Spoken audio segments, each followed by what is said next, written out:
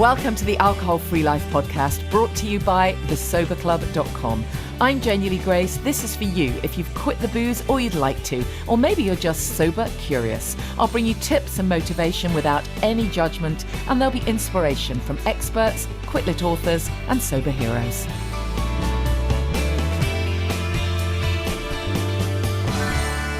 Hi and welcome to the podcast. I hope you well. I've been incredibly busy. I've been doing BBC Northampton this week, and I've got another week coming up. I absolutely love it, but obviously it's quite exhausting.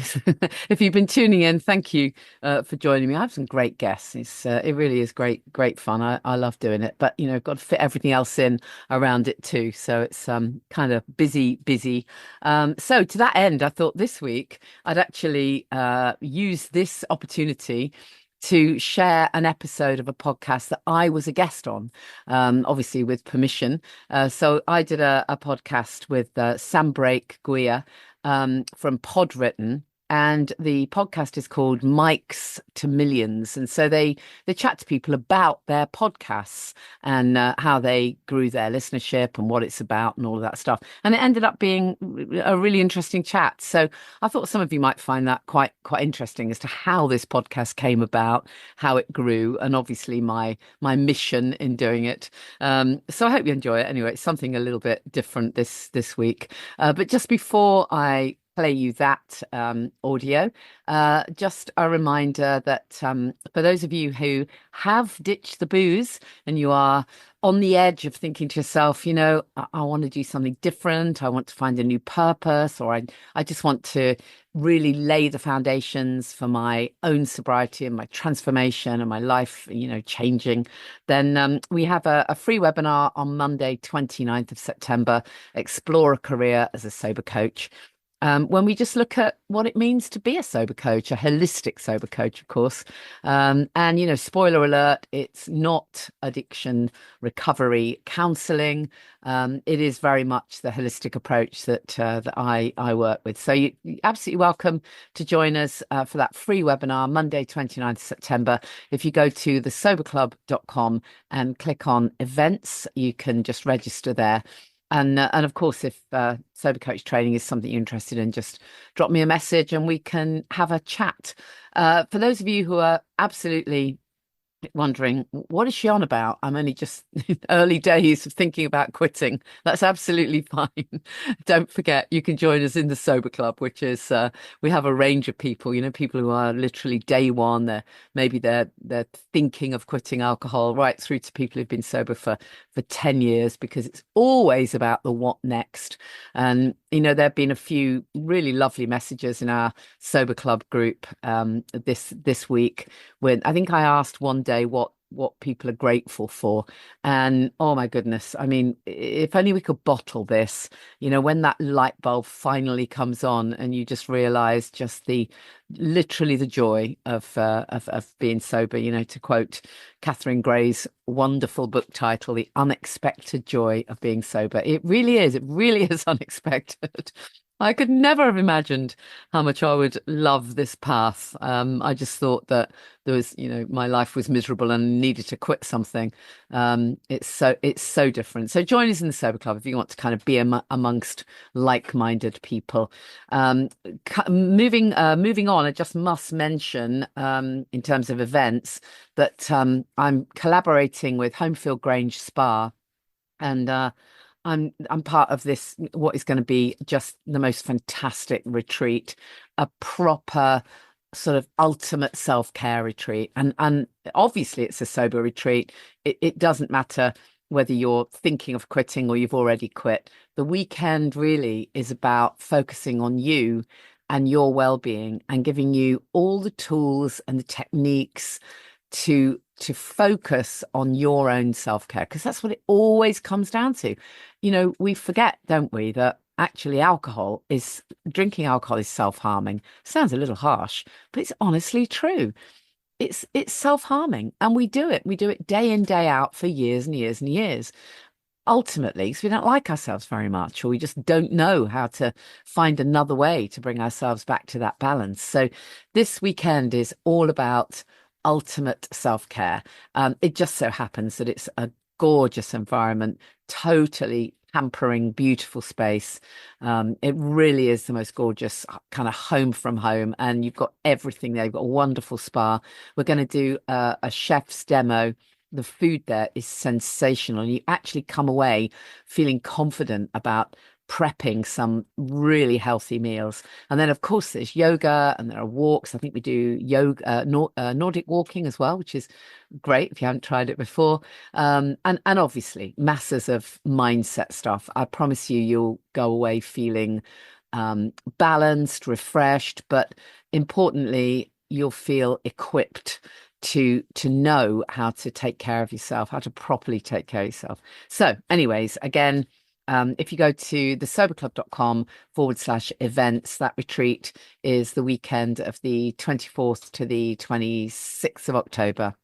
So it'd be amazing to see you there. Limited spaces, obviously, but check that out. And I'll see some of you on that webinar. And here's a chance to hear that interview with Sam Brake Guia.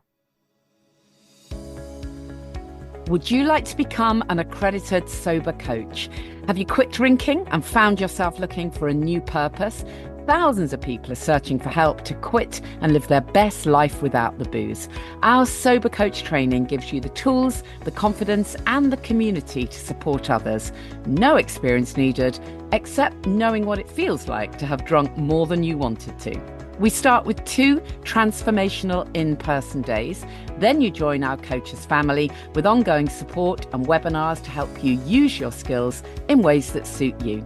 If you're already a coach or a therapist, this could be an in-demand extra string to your bow, or a whole new career opportunity as a Sober Club accredited coach.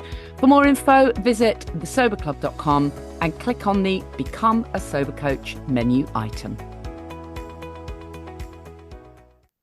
My guest today is the host of Alcohol Free Life, a podcast that shares tips, advice, and motivation from experts, authors, and sober heroes while celebrating self-care and sobriety. The podcast receives roughly 7,000 monthly listeners, and it's been running since January 2019. However, she's best known for her 24-year run as co-host on Steve Wright in the Afternoon on BBC Radio 2. She's the author of 5 books on holistic living, including 2 Amazon #1 bestsellers, and her memoir, From Wham to Woo, A Life on the Mic, shares incredible stories from her days as a backing singer for Wham, Kim Wilde, Boy George, and many more. Plus, she even had her own top 10 hit with 7 Ways to Love. She delivered the TEDx talk Sobriety Rocks, Who Knew, and is a certified life coach trained in NLP, EFT, matrix and family constellations therapy, as well as sobriety and health coaching. She also presents shows for UK Health Radio and local BBC Radio, and runs the annual Platinum Awards celebrating the best in wellbeing products and services. Janey Lee Grace, welcome to Mike's the Millions. Before we kick off the interview, I just want to say congratulations on achieving 3,000 days of sobriety back in March this year. That is an incredible achievement. Yeah, I know, it's amazing, isn't it? Honestly, it's the best thing you ever do. My only regret is not doing it sooner. Yeah, I wish. I completely understand that. And I'd love to get into that, but this show isn't about sobriety, unless like we obviously comes up in the background of your journey. And it might do. And if it does, that's okay. But I want to understand from you, first of all, what's been the biggest challenge of your podcasting journey? I think, with my podcast, I started it as so often people do. They kind of just start because they kind of think, oh, I think I'll start a podcast. In my case, I'd been devouring sobriety podcasts. And I felt like I'd come to the end of everything. I'd listened to all the seasons of my favorite podcasts. And I thought, what am I going to do now? So I figured, well, if I start my own, I've got lots of access to great people to interview. So I'll start my own. But I don't think I ever really put the time and intention into what it was going to become. I just kind of thought, oh, I'll give it a go. I'll start. And if I don't get any listeners, I'll stop. So that was kind of the sum total of getting it going. Consequently, I haven't had a week off since I started because, I'm sure we'll get to this, but that's my top tip would be do a season, give yourself a break. But I didn't. I kicked straight in with no plan. And then it actually became well, successful in inverted commas in the sense that I knew I had lots of listeners right from the off. So therefore, I kind of didn't feel I could stop. So I suppose the challenge really for me is keeping on doing it week in, week out. And I genuinely haven't had a week off since I started. Hmm. Yeah, I think it's a difficult situation when you're a podcaster. So I actually took the summer off because I just needed a break and I wanted Good to for you. enjoy. Thank you. It's been tough though because I have seen the listenership drop and I knew that would happen. And it sucks because it's like we were building up like some good momentum just before the summer, like more than I'd seen. And I've been Mm. running this for about a year and a half of this show, and it was really difficult to be like, okay, this momentum's going to fade. And I have to be okay with that because I want the time off and I like need the time off. So it's a really, really difficult situation to be in. But I mean, congratulations on the consistency there.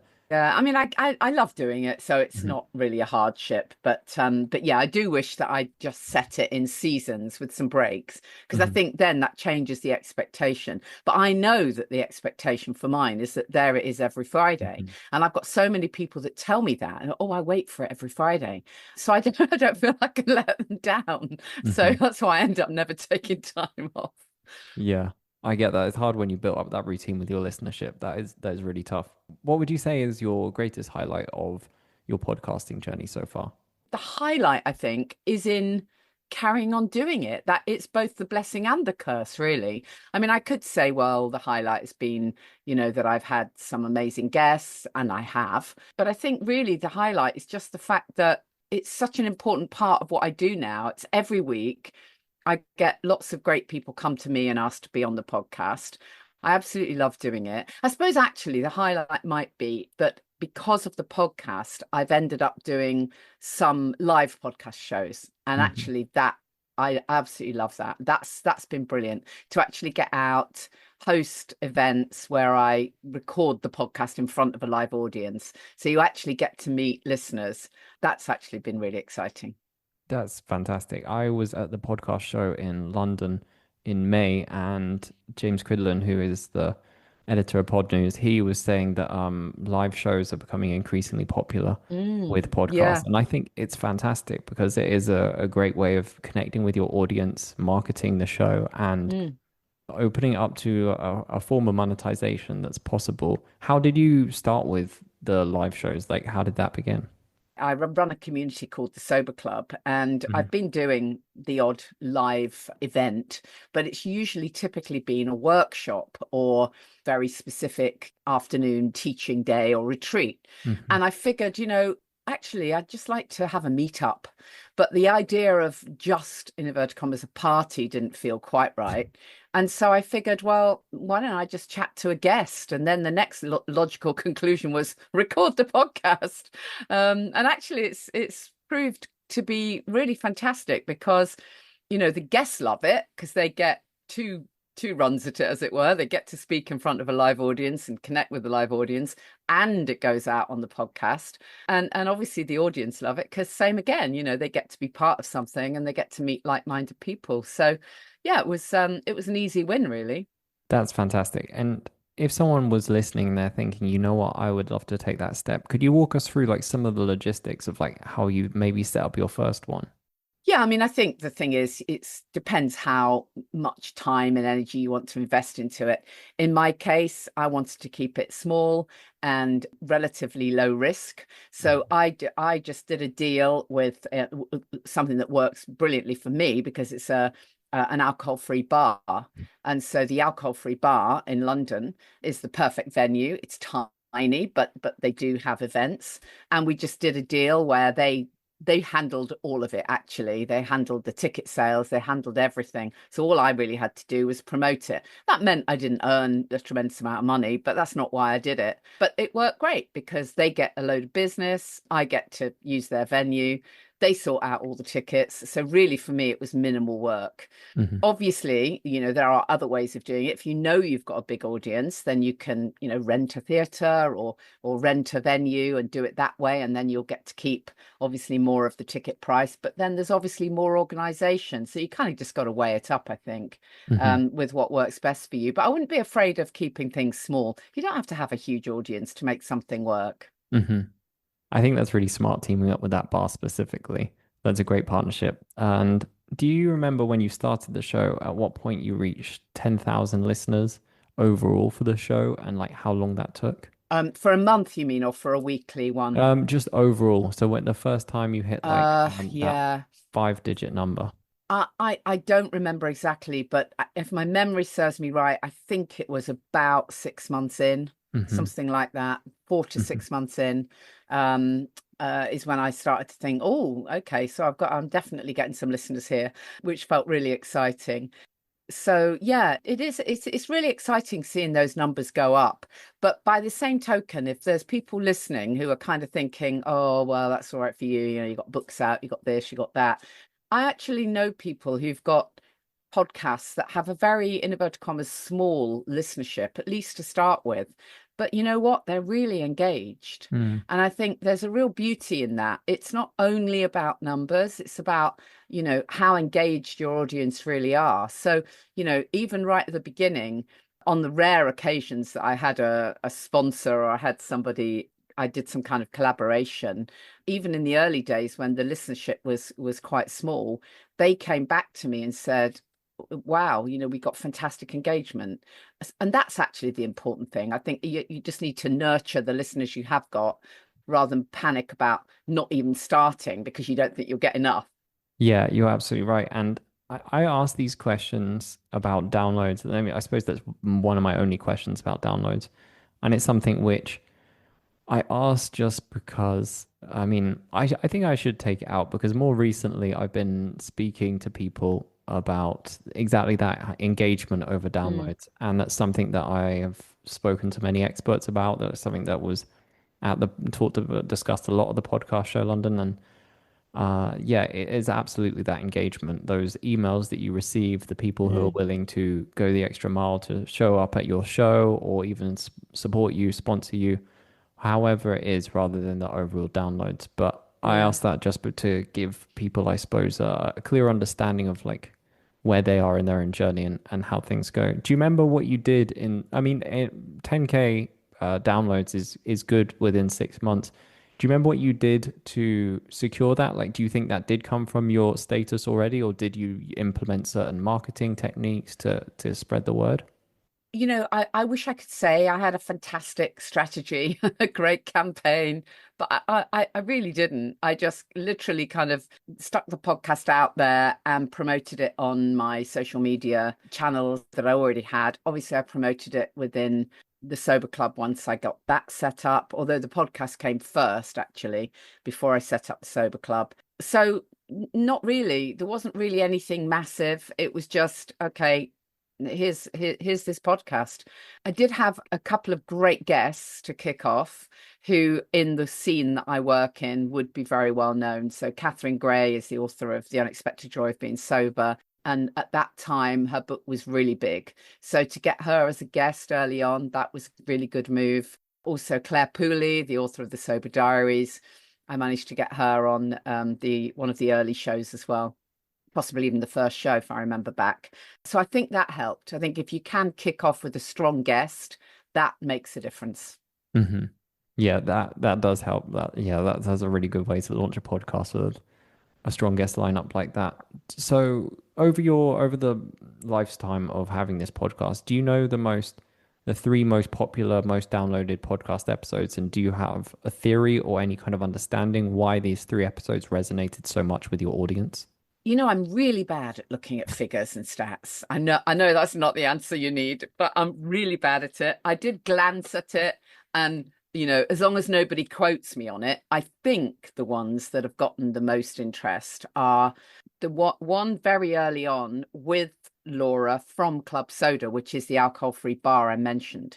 And I think that's got so much interest, both at the time and when people go back through the archives. That one has got an awful lot of listeners. And I think it's because when people start on this journey of choosing to be alcohol free, they want alternatives. And I have this little mantra: keep the ritual, change the ingredients. I'm a really big fan of choosing good alcohol free drinks because as humans, we like a nice drink and a nice glass. It's what we do, and a cup of tea doesn't work really. So I think that's why Laura, speaking very specifically about alcohol-free drinks, about, percentages and whether it's 0.0 or 0.5%, was a really of interest to people starting out. So I think that was one that did really well. The interview with Claire Pooley, as I've already mentioned, because her book really impacted so many people, the Sober Diaries. And then the other one is a podcast I did with a psychotherapist called Dr. Anya Topi-Waller. And she had done a clinical study on alcohol and aging and the impact of alcohol on aging and well-being generally. And that one has had a lot of listeners. Now, that might be partly down to the fact that I reference it a lot, and I think that sometimes people forget to go back and reference their own episodes. But actually with that one, I reference it all the time. I'll very, very often I'll be writing something in the Sober Club and I'll say, look, in case you're in this stage of thinking, oh, well, one will be okay, have a listen to this episode. So I think the fact that I've pointed people back to it is one of the reasons that it's one of the ones that's got the most listens. Yeah, it sounds like an interesting topic. I like what you mentioned there about the importance of referencing past Mm, episodes. I absolutely believe that to be true. I do that a lot myself. And one of the things that I do, certainly whenever I'm doing a solo episode, just because it's a bit easier to remember, but like putting the links to previous yeah. episodes or the previous episodes you mentioned into the show notes so that they can easily find them. So that is fantastic. Do you feel that as a health and wellness podcast, there are certain challenges that you face that maybe other podcasts in other industries don't? I think one of the challenges is for those people that want to monetize their podcast. Where I went through a phase where everyone, I mean, literally everyone was saying to me, you're crazy not monetizing this. You're working so hard on this. You've got loads of episodes. You're literally crazy not going for proper monetization.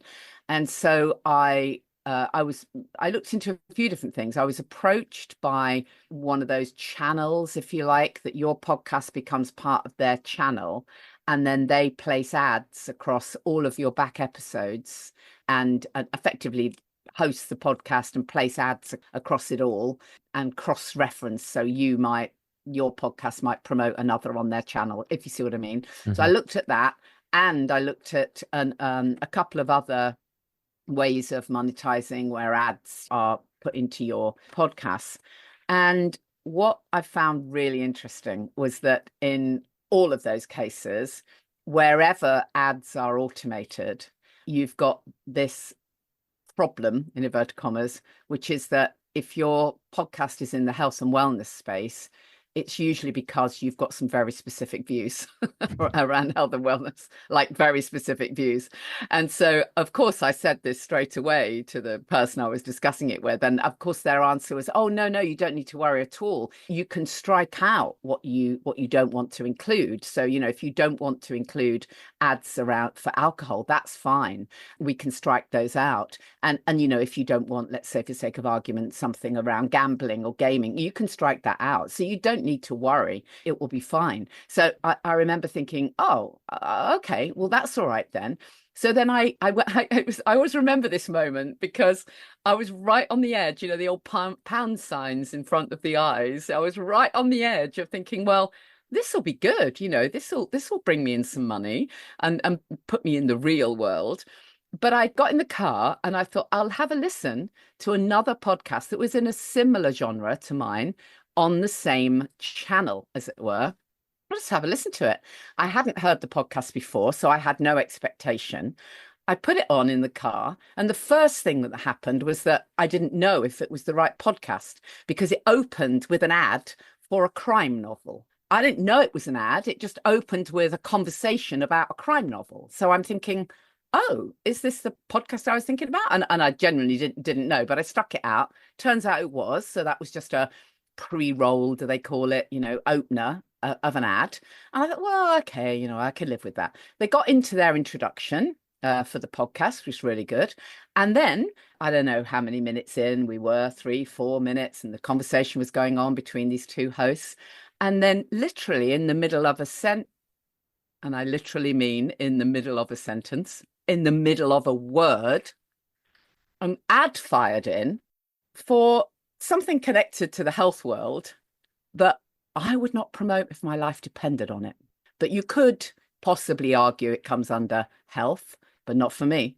And I almost crashed my car. I remember thinking, "Oh, you have to be kidding me. If that ad had gone out on my podcast, the game would have been up. Every Hmm. single thing I stand for would be gone." Hmm. So I learned in that moment, don't hand over control. Don't Hmm. ever hand over control. And I Yeah. think that probably is something that affects us more in the health and wellness industry because, as I say, we got very specific views usually. Hmm. So that idea went down the pan. I've asked this question to almost all the hosts that I interview, which are all health and wellness based, and I've never got an answer like that. That's such, Oh, but I love that. I love that because you're 100% right. I work with podcast hosts that do work with networks, and they right. hand over so much control of their podcast. Yeah. You previously said that you use your social media to promote the show. Has that been one of the most successful steps? You obviously got your club. What are some of the best methods you've used to grow your show? I think it is just the consistency and the fact that it's, I pop a message up again. I don't use any fantastic strategy. I just literally pop a message up every week, post up every week. When I've got time to do little clips, that works really well. But again, I don't always have time to do it. I think when people do, it can work brilliantly. To use a tiny video clip or a tiny audio clip from the podcast, that really can work really well. But really, it's just sharing up on social media. I think what happens is that when people get invested in your podcast, they kind of have it in their roster of podcasts to listen to every week. And that's obviously what you want to get to, is that thing where you encourage people to tune in every week, and that just becomes something they do. I also find that when I do sort of do a social media post just talking about the podcast, I'll quite often get people say, actually, I've just discovered it and I listen every week, but I'm also systematically going back through all the archives, listening to kind of like one every day. So it's like, oh wow, that's interesting. Hmm. I hadn't expected that. That's beautiful. Because the quality that you put in, you therefore get this kind of loyalty from your listeners. It's clear that Mm, they're very engaged, they're very focused. And one of the benefits as well of that is that they're going to likely recommend it to their friends. So that's like yeah, a form of marketing, word of mouth. That is probably one of the best forms of marketing for podcasters. And I think that that's probably even more true for your topic. So obviously, as I mentioned to you before the show, even though I'm not like completely sober, my wife and I drink like 4 to 5 times a year. And before that, we did a 100-day no mm, drinking challenge, and it changed our lives. And we just went from drinking on the weekends, like casually and habitually, to almost never drinking at all. yeah, And I feel that the sober living community is so strong, and it's almost like a religion in its strength. So I feel that when I can imagine a listener, if they have a friend who's sober curious, it's easier for them to say, listen to this podcast, just listen to this yeah, podcast episode, yeah, and for them to share one of your episodes. And it's easier for them to kind of bring someone into this lifestyle, them just for them to give them advice, because one of your episodes is probably going to be, especially with like the some of the top episodes that you mentioned previously that have really resonated with listeners, getting them to listen to that is going to be far more convincing and powerful than just saying like, oh, just stop drinking, give that a try. yeah, yeah. No, absolutely. And people do recommend it, which is great for sure. Hmm. Have you ever spent any money on advertising or promoting alcohol-free life? No. I I assumed mean, that that the wouldn't be the honest case. truth there is that I wouldn't have a clue where to start. I'm Mm. absolutely hopeless at Facebook ads and all of that stuff. I genuinely wouldn't know where to start. Hmm. So the answer is no. I personally find that the whole kind of organic approach just seems to work better for me. So I'm not saying I'd never do that if I really believed that I could get some kind of campaign going that would really make a difference. But I'd have to be working with somebody who really knew what they were doing. Yeah, I too think organic is the best way. I mean, I'm sure there are podcast hosts out there who leverage ads well, but Mm, certainly I think that's the right approach or the best approach. But another thing that you've done, which is quite helpful like it is quite helpful for growing a show is you've guested on a number of podcasts. What's that been like on growing your podcast or your brand or just getting your name out there, having guested on other shows? Yeah, I think it helps a lot actually. I think that if you kind of look at a social media platform across a week or whatever, there's only so many times that I can pop up and say, "Oh, listen to my podcast," Hmm. with the little pod picture. I'm talking about choosing to be alcohol free and I'm chatting to guests or whatever. I can do that once, I can do it twice perhaps, but I can't do it more than that. So if in addition to that, there's somebody else's pod picture that promotes me talking about this stuff, then it's always going to be good. And I Hmm. think that, actually, if you connect with someone who's doing something similar or complementary to what you do, then you should always say, look, shall we swap? I'll be on yours, you be on mine. And why not? It works really well, I think. Hmm. Just like when I remember back to my early days of quitting alcohol, I was consuming podcasts like they were going out of fashion. So for me, it wouldn't have mattered if it's not a case of, oh, I'm going to find one and be loyal to it. No, absolutely not. I want as many as I can find. And if the same person who does a podcast pops up as a guest on another, well, all good. Hmm. Yeah, exactly. I think there's something along the lines of like podcast listeners on average listen to like 7 episodes a week. So it's like it's not like they listen to one podcast No, specifically. no. It's a collection. I know I'm one of those people as well. Like I love podcast growth Mm, and podcast marketing and other shows like mine. I listen to all of them because I'm like I want to know what everyone else is chatting about, yeah. and I don't have to like listen to one in particular. How do you get these guest features? Like, how do you manage to secure these spots on other people's shows? I mean, again, I don't do anything fancy. It's just a case of if there's somebody I'd really love to be on their podcast, I reach out to them, and sometimes it's a yes, and sometimes you don't hear anything. So, again, I don't really have a great strategy in place. Every now and then I've reached out to someone and it's been a yes, and so that's great. And obviously, sometimes they come to me, so that works good. I think in the health and wellness space, I think it's actually brilliant that the more collaboration you have, the better, really. Hmm. Yeah, absolutely. I mean, it's a win-win situation Mm. for these kind of collaborations. And for your own show, how do you source guests for Alcohol-Free Life? Well, obviously, I get lots of people pitch to me. So I get the kind of agency style pitches. I get quite a lot of those. I must be on a list somewhere because I tend to get pitched if someone has a book out or they're doing something within the, kind of sobriety space. And then if there's somebody that I really want to interview, I literally just message them. I've had a few podcast guests just through messaging them on Instagram, and they've Hmm. said yes, and that's it. Again, it's as with everything, it's fairly ad hoc. There are so many interesting people, and particularly for my podcast, because it spills out into so many different areas of well-being. And then if I'm, well, struggling isn't really the word, but if I'm not inundated with guests, I'll think about inviting someone from my sober club community to just share their own story. And actually, some of those are some of the best episodes. People love it, actually. Hmm. Just hearing someone who's not an expert in any way, they're just someone who has quit the booze and they just share their own story. And actually, it can be really inspirational. Hmm. Yeah, I have been working with a client and he's a therapist, a highly sought after therapist. And in 2020, during the pandemic, he really hit a low point and he ended up going sober. And I, as a result, have been like doing a lot of research in the sober space and the sober podcast. And one of the things that really interests me that separates sobriety shows from other shows is like a lot of health and wellness shows, they're all about experts, they're all about the credentials, they're all about the qualifications, trying to get doctors on, whoever. But sobriety shows are a rare few shows where you can have anyone from any background in life, but they all have the same story of Yeah. this history of alcohol, usually and then it gets to a point where there's this turning point, this before and after moment where they're like, no more. And then they do just make the change and then they have this. And I find that really inspiring and interesting. So it's cool that this sobriety space is the one place where you don't have to be an expert. You can be anyone and people show up and share their story. So I really Mm. like the fact that it's far more inclusive than a lot of podcasts in the health and wellness space for that reason.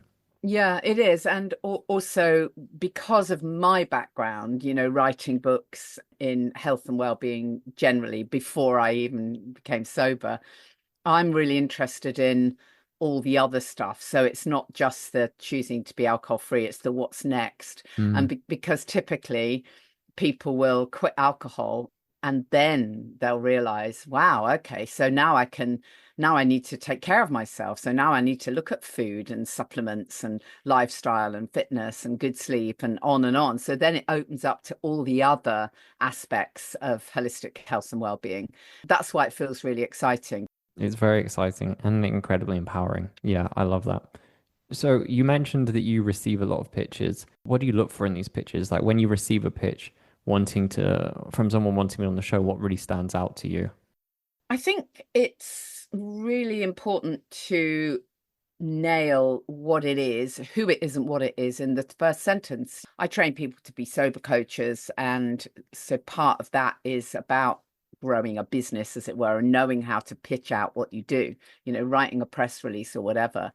So many people get this piece wrong. They'll send reams of documents, or they'll send a link, just like a link. Here's where you can, I think this would be a great guest for you. Here's a link where you can look at their website or read their book. Well, I just don't have time to go to that link and click through everything unless I'm interested. And I Hmm. don't know if I'm interested unless I can read exactly what it is in the first sentence. So it really is that thing of say it all in the top in one sentence, say who is it and what is it and why should it be on the show? It's that clarity. You don't need fancy language. We don't need, any of the background stuff to start with. You just need who is it, what is it, why is it right for your show? Hmm. And then if you get past that bit, then you can read a bit more, and then there might be a link, and then you might want to ask for a copy of the book or delve a bit deeper. But the opening thing has got to be super clear because I just don't have time, and nobody does, and we just don't have time to start delving into reams of stuff really. So I think that's the top tip, is just it's got to be completely relatable to my show. There has to be Hmm. some kind of angle that works for the show. And then I suppose the other piece is sometimes it's not a no, but it's a not at the moment. Hmm. Because if I've just done, 3 shows on men's mental health, then I'm probably not going to do another one for a bit, as it Hmm. were.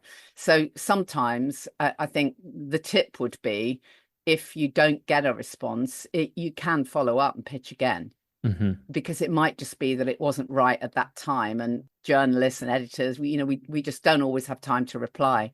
Hmm. So we kind of whiz on to the next email. But I mean, I've interviewed people where the pitch has come in 3 times. Hmm. And then by the third time the pitch has come in, actually it's relevant now, or I Hmm. do need someone to talk about X and Y now. So it was really worth them pitching me 3 times. First of all, I'm really happy because everything you said, we implement, we do it for our clients, and we teach those that come on board to learn about our strategy. So that's fantastic. And another thing as well, and we send out one pitch followed with 2 follow-ups with a week in between. And it's really Hmm. interesting because we have found that on average, between from sending the pitch, our internal data shows from sending the pitch to getting a yes from a host takes roughly 2 weeks, which Mm, means that, and we send it within 13 days, we've sent the pitch and 2 follow-ups, which means on average, it takes the pitch and those 2 follow-ups before someone says, yes, I'll have them on the show. And we yeah, know that the reason being isn't because like they're ignoring us or they're being mean or we don't like internalize it. It's because people are busy. And yeah, on the exactly. final follow-up, we always say, hey, we're just going to check in one last time. If you're Mm, busy, it's okay. If you're not interested, just let us know. And we'll like maybe add like a little joke because we want to lighten the mood and know like, hey, no hard feelings. yeah. And it's almost always after that second follow-up that we get someone that says yes, and it's super successful. So I'm Mm, glad to hear mm. that like our business is certainly on track with what you've said there. I want to know now a little bit more about your team. Who's working on this podcast? Is it just yourself? Do you have like an assistant or anyone helping? Yeah, I have my son has a little podcast business, so he edits and edits the audio and when he gets around to it, does some clips for me. Does lots for other people, but as he's in the house, as it were, I end up not getting so much. But he's great at what he does, and so that helps no end, because I would hate to have to do that. It was quite interesting because even though I've worked in radio for years and years, I had avoided actually starting a podcast because of the tech. Because in radio, obviously everything's top quality and done for you. And I remember thinking, if it's not going to be perfect, I can't do it. If I can't be in a radio studio with everything perfect, I won't do it. And actually, when I then decided to do my podcast, my son sort of said to me, you know what? I'll help you. Really, it's really fine. Just get a decent microphone, and you're good to go. And so he actually helped me get set up. So I think often for people, that startup is the hardest. He now does that, for other people. He helps them get going as well as editing. And I think that can be the hardest bit. But yeah, he's the only other person on the team, really. That's it. Mm-hmm. What would you say is next? Like, what's on the horizon for you with Alcohol Free Life? What are you hoping to achieve next with the podcast? Well, in January 26th, I'm going to be speaking at an event called Amplify Voices. It's by a company called Sober Life Rocks, and it's really aimed at people who want to do either podcasting or be an influencer, or all of that stuff. So it fits beautifully with the stuff I do, because I train sober coaches as well. So I'm going to be speaking at that event in Orlando, and it just so happens it's also part of Podfest, which is in Orlando. So I'm really looking forward to that. And I don't even quite know how yet, but I've just got hopes that something will come from that will help me grow the podcast one way or another. I'm not quite sure how, but that feels quite exciting. And I'll definitely be putting another live podcast show in place, because the Sober Club community that I run will be 6 years old in September. So we'll have to have some kind of celebration for that. I really hope you get all the best with that. And it's exciting where you're taking this. If people are listening and they want to keep up with you and the work you're doing, I'm obviously going to link to your podcast in the show notes. Is there anywhere else you'd recommend they follow or check you out? Sure, yeah. I mean, I'm really easy to find on social media. It's just at Janey Lee Grace. And you can also find me at thesoberclub.com. Fantastic. Excellent. Janey, thank you so much for joining me today. Thank you. Appreciate it. Sharing that interview with Sam Brake Guia for you with permission. It's from Mikes to Millions. And if you want to check out Sam's work, you can obviously listen to the podcast across all the platforms, and you can follow them on Instagram at Podwritten. Just another reminder, the retreat is the 24th to the 27th at Homefield Grange Spa. Ultimate self-care, it really is, or extreme self-care is another way of putting it. And our webinar is Monday, 29th of September. You're very welcome to join us for that. Also, if you check my Instagram at Janey Lee Grace, you'll see that I'm also part. I'm leading a webinar, if you like, for a coaching group. So that's on Thursday coming up. This Thursday. Check my Instagram and you find the info there. If you go to thesoberclub.com/events, you'll find all of the info. Just a reminder, I know I say this every week, but if you're doing this, if you're starting out, if you're early days of quitting, it's super important to get connected. If it's just you and that little voice in your head, it tends to not play well. So tell someone, join us in the Sober Club, or if that's not your thing, just tell someone you're doing this. You're welcome to reach out to me. Just make it real. Make yourself feel that you're being held accountable. It's super important. It's the best thing you'll ever do. Honestly, you just got to trust me on that one. Follow me on social media at Janey Lee Grace. If you don't want to join the Sober Club, but you do want to support this work, then you can go to Buy Me a Coffee. I think it's buymeacoffee.com/Janey Lee Grace, something like that. But of course, I'd much rather, meet you in person and have a flat white or something. It was great, actually, meeting a couple of people when I did my From Wham to Woo event at the Chiswick Book Festival last weekend. I got to meet a couple of podcast listeners there, which was great. So take care, stay in touch, follow me on social media, please. And if you're doing this, let someone know. I'll see you next week. Thank you for listening to the Alcohol Free Life podcast, brought to you by the Sober Club. Please rate and review. And if you want support, accountability and inspiration, and you want to live your best life without the booze, check out thesoberclub.com.